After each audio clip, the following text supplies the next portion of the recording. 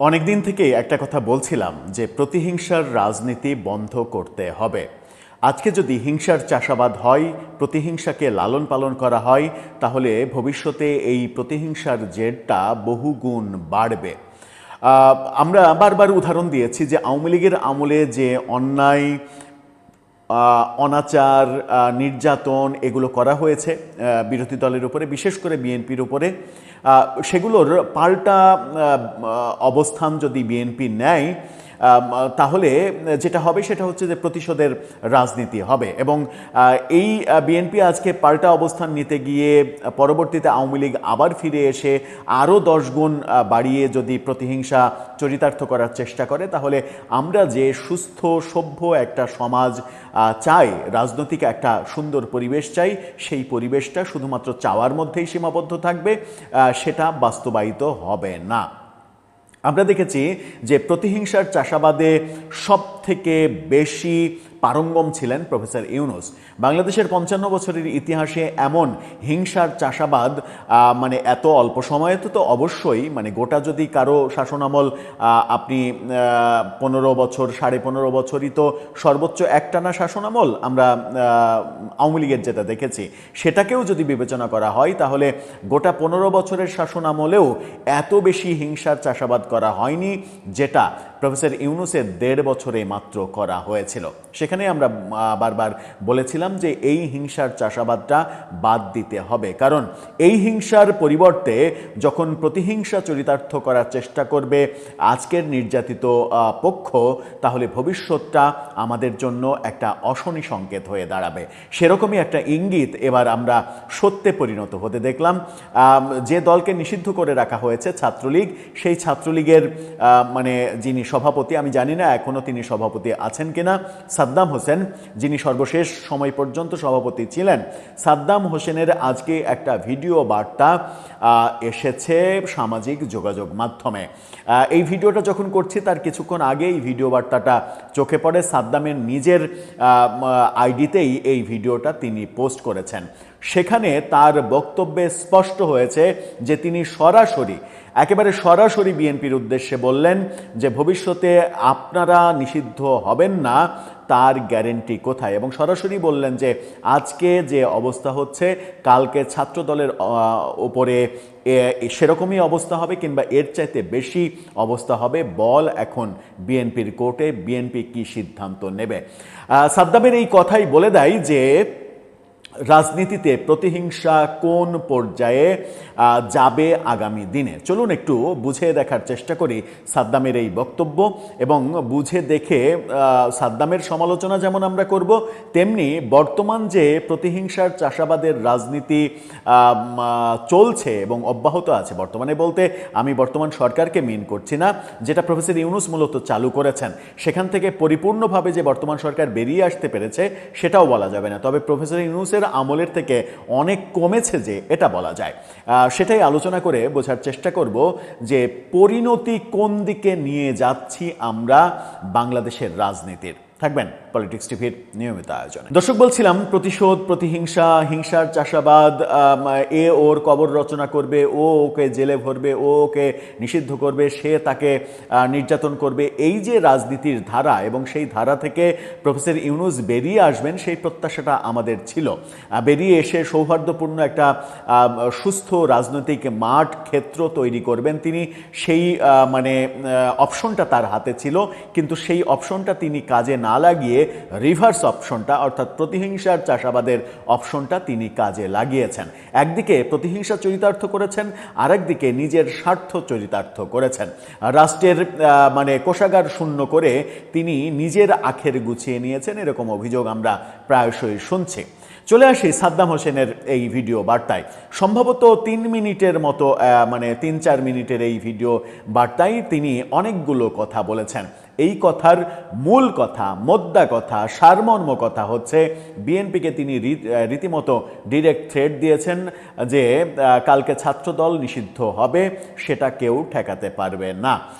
মানে সরাসরি এই কথা বলেননি, কিন্তু তার বক্তব্য সেটাই প্রমাণ করে। তিনি স্পেসিফিকলি কি বললেন, তিনি বলার চেষ্টা করলেন যে ছাত্রলীগের 15,000 নেতাকর্মীকে অলরেডি শাস্তির আওতায় আনা হয়েছে, এই তথ্য তিনি দিচ্ছেন। তিনি বলছেন যে লক্ষ লক্ষ মামলা হয়েছে ছাত্রলীগ আওয়ামী লীগের বিরুদ্ধে, কয়েক হাজার নেতাকর্মী জেলে রয়েছে, এই দাবি তিনি করছেন। লক্ষাধিক নেতাকর্মীর বিরুদ্ধে মবের ঘটনা ঘটানো হয়েছে, সেই দাবি তিনি করছেন। তিনি বলছেন আমাদের অধিকার নিয়ে তালবাহানা করবেন না, যতদিন ছাত্রলীগ নিষিদ্ধ থাকবে ততদিন ততদিন অন্য কেউ যে নিষিদ্ধ থাকবে না তার গ্যারেন্টি কি? এই কথাতেই স্পষ্ট বলে দেয় যে আজকে ছাত্রলীগকে যে নিষিদ্ধ করে রাখা হয়েছে, এই ছাত্রলীগ কোনোদিন যদি ফিরতে পারে কিংবা এই আওয়ামী লীগ যদি কোনোদিন ফিরতে পারে, সেদিন তারা ছাত্রদলকে নিষিদ্ধ করবে। ছাত্র শিবির জামাত এদেরকে তো নিষিদ্ধ করবেই, ছাত্র দলকেও নিষিদ্ধ করবে, এরকম বার্তা তিনি সরাসরি দিয়ে দিলেন। তাহলে কি আমরা রাজনীতিতে শুভ কোনো পথে যাচ্ছি? আমরা শুভ কোনো পথে যাচ্ছি না। রাজনীতিতে প্রতিহিংসার যে ব্যাপারগুলো, সেই ব্যাপারগুলো আরও বাড়বে, তার এই বক্তব্যে স্পষ্ট প্রতীয়মান হয়। তিনি বলছেন যে 2008 থেকে 2024 সাল পর্যন্ত ছাত্রদল সব ধরনের কর্মসূচি পালন করেছে, মিটিং করেছে, মিছিল করেছে, সমাবেশ করেছে, প্রেস মিট করেছে, সাংবাদিকদের সঙ্গে কথা বলেছে, তাদের অধিকারের কথা বলেছে, সব কিছু করেছে। তাদেরকে কোনো কিছুতেই নিবৃত করে রাখার চেষ্টা করা হয়নি। তিনি বলেছেন ক্লাস করেছে, পরীক্ষা দিয়েছে, পাশ করেছে, পাশ করার পরে চাকরি করেছে, কোনো কিছুতেই বাধা দেওয়া হয়নি। কিন্তু আজকে ছাত্রলীগের ওপরে মব করে, নির্যাতন করে, তাদেরকে মিছিল, মিটিং, সভা সমাবেশ এগুলো তো করতে দেয়া হচ্ছেই না। এমনকি বিশ্ববিদ্যালয়ে, কলেজে ক্লাস করতে দেওয়া হচ্ছে না, পরীক্ষা দিতে দেওয়া হচ্ছে না, ফলে তারা পাশ করার কোনো অ্যাবিলিটি তাদের নেই। তারপরে পাশের পরে চাকরির অবস্থা তো প্রশ্নই আসে না। এই বক্তব্যগুলো তিনি দিয়েছেন। তিনি খুবই স্মার্টলি যেটা বলতে চাইছেন সেটা হচ্ছে যে justice will be deliver accordingly. ভয়ঙ্কর সব কথা বলেছেন, কিন্তু এই ভয়ঙ্কর তার কথা শুনে আমি প্রচণ্ড উদ্বিগ্ন হয়েছে যে তিনি এই ভিডিও বার্তাটা মূলত একটা থ্রেট বার্তা হিসেবেই দিয়েছেন। সেটা ভালো হলো না মন্দ হলো সেটা পরে যাচ্ছি। তিনি বলছেন যে আমরা সামনের দিকে তাকাতে চাই, মানবিক বাংলাদেশ চাই, বাস্তবতা যেমন নির্ধারণ করবে, বাস্তবতাই সব কিছু নির্ধারণ করবে, এখনকার বাস্তবতা পরবর্তীতে নতুন বাস্তবতা তৈরি করবে, এই কথা বলছেন।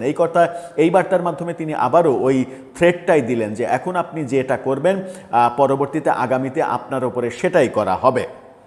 তিনি বলছেন যে বল এখন বিএনপির কোর্টে, বিএনপিকে খেলতে হবে, বিএনপিকে সিদ্ধান্ত নিতে হবে যে তারা কোন পথে যাবে। তিনি বলছেন আপনার সিদ্ধান্তই আপনার ভবিষ্যৎ নির্ধারণ করবে।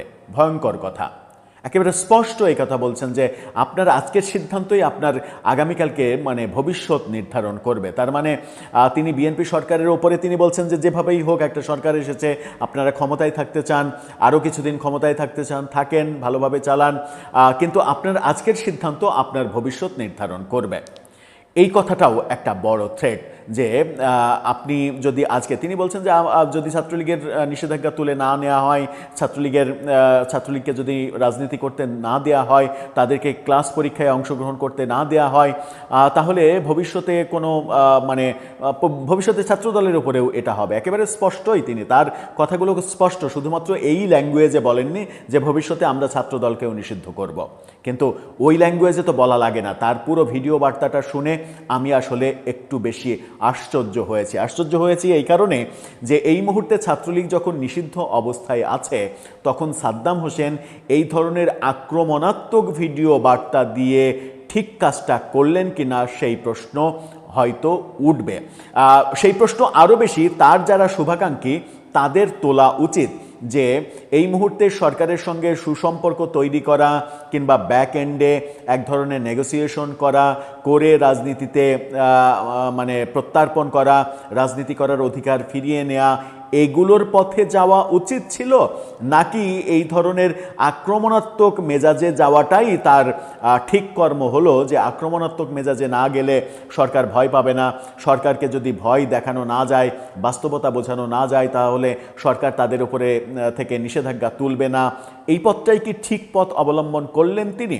রাজনীতিতে কোন পথটা কখন ঠিক হয় সেটা বলা মুশকিল। কখনো নেগোসিয়েশনের পথ ঠিক হয়, কখনো আক্রমণাত্মক ভাষার পথ ঠিক হয়। এই ক্ষেত্রে রাজনীতিবিদরা, অর্থাৎ আওয়ামী লীগের রাজনীতিবিদরাই ঠিক করবেন যে তাদের এই পথটা ঠিক হলো নাকি ভুল হলো।